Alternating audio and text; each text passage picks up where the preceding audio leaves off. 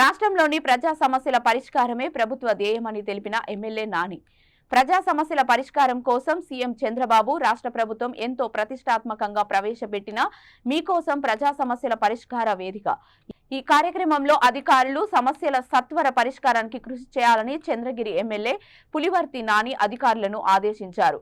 Chandragiri MPDO కార్యాలయంలో నిర్వహించిన కార్యక్రమానికి అతిథిగా హాజరయ్యారు. దాని తొందరలో కూడా పరిష్కరించేది మేము పోతా ఉన్నారు.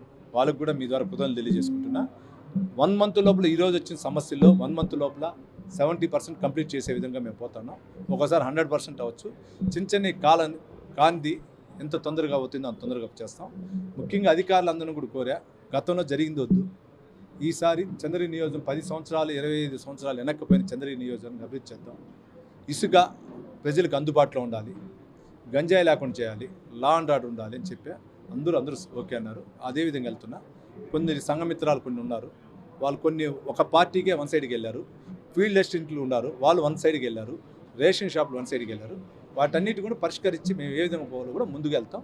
దాన్ని అనుసరించుకు మా తెలుగుదేశం పార్టీ నేను ఈరోజు గెలిచానంటే ప్రజలతో పాటు Telugu Desam party, Janasena party, BJP నాయకులు వాళ్ళు గెలిచా.